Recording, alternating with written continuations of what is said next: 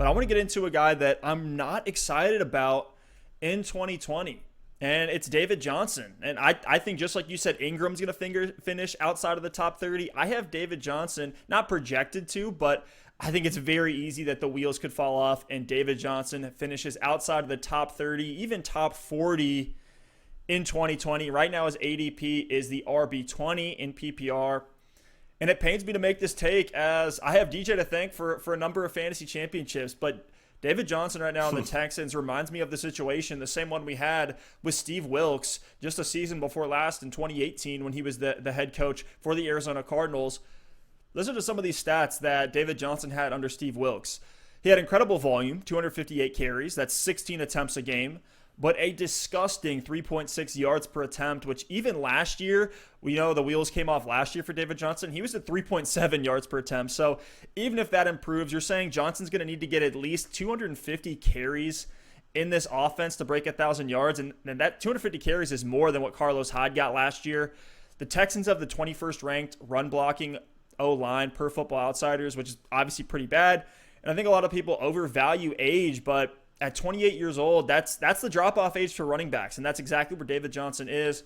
He's coming off a rough injury history, lower back and ankle injuries, which are both important body parts for running back to stay on his feet and move defenders backwards. And I hate to say it, man, DJ looked washed last year, especially when the Cardinals brought Kenyon Drake in, and he was fantastic and electric almost right away.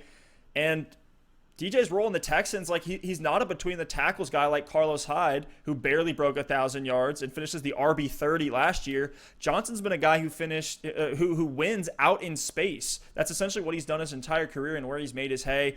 And Johnson has very much a receiving skill set. So with that, what are the Texans going to do with David Johnson? Use him as a receiving back? I don't know. Duke Johnson's there, and that's just not what this team does. So in 2019, the Texans had 78 targets to running backs. That's the fourth fewest pass attempts to the running back position. And if you look back to 2018, they had 62 targets to running backs, which was dead last. So unless the Texans are going to drastically change their playbook this year, I don't see any reason why we should expect David Johnson to have anywhere more than 40 targets. And I think it's realistic to see him less than 30 targets. The real value in this backfield might actually be Duke Johnson the more I think about it. Might have to dig into that one a little bit more, but I'm out on DJ this year. It saddens me to say it. He just seems to be on the decline, and I could easily see the wheels falling off for him this season. I don't like that fit in the Texans offense, and I certainly won't have many shares of David Johnson on my teams in 2020. Look, you laid out the downside for David Johnson, and I think it's all valid. As kind of like a devil's advocate here, I will say with David Johnson, there is this like upside of the unknown in Houston where it's like, what if he comes in and he does get the same workload that he saw in Arizona and he is effective and he does get the receiving work as well and he's like, this top 12 RB1 again. I think that's in the realm of possibility. I think there's probably like, if I had to put a percentage on it, like I'm making this up off the top of my head, like a 33% chance. So, a 33% chance he comes in, lights the world on fire and is like, a low-end RB1, high-end RB2. But I think the much more likely scenario is kind of what you laid out. And honestly, what's probably going to happen is something in the middle. But I think if you had to pick, is he going to be an RB1 or an RB3 or an RB4? I'm putting my chips on the RB3, RB4 side because of everything you just said. One, there's a lot of unpredictability with a new team. Yeah, I mean, go ahead. I was going to say, one thing that would change a lot for me is if the Texans, whether in camp or if they just come out and say, hey, we want to use David Johnson as our wide receiver 3 or put him somewhere, maybe throw him in the slot a little bit more. Maybe that would like change. Like an Alvin Kamara type. Yeah. If you add some of that in, but then you look at this receiving core and it feels kind of crowded as well with, bringing in Randall Cobb, Brandon Cooks, Will Fuller's still there. We'll see if he can stay healthy. Kenny Stills is still there. Kiki QT is still there. So I just really don't see why you're going to ask David Johnson to line up in the slot or even the outside when you have all those other receivers there vying for targets.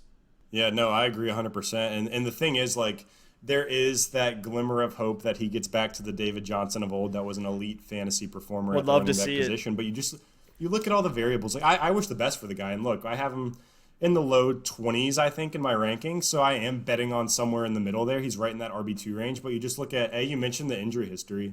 He actually had another pretty gruesome knee injury a couple years ago as well. MCL. So a guy at his age, at 28 years old, who has, ankle, knee, back injuries. He even broke his wrist that one year. Like, that's not good.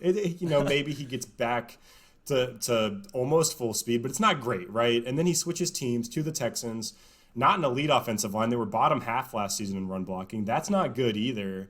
And you said it with the pass volume. The Texans, and I know some people are like, oh, saying a team doesn't throw to this position is like overrated. But when you have the same quarterback, like, I don't think it's a Texans issue. I don't think it's a coaching staff issue. This is a Deshaun Watson thing. Since Deshaun Watson has been their quarterback, he has not checked it down to the running back position. You laid it out. David Johnson's not going to get this crazy receiving volume. And you mentioned it as well with Duke Johnson. If there is going to be receiving work from the running back position, they literally brought in a pass-catching specialist to their running back room last year, and he still only had 62 targets. So, no, David Johnson isn't breaking 50, 60 targets this year. I'm definitely not betting on it. And I agree with you, Steph. I think maybe there's this upside and this dream of like an RB1, but I'm low on David Johnson. I'm taking a lot of guys at my RB2 that are much safer plays. Like I look at David Montgomery. He's a guy I love there. Even Devin Singletary. Players like that in that RB2 range that are just going to get volume and are going to have a much more consistent role, that are younger in their career, still improving as players, things like that. I'm investing in those guys rather than a risk like David Johnson.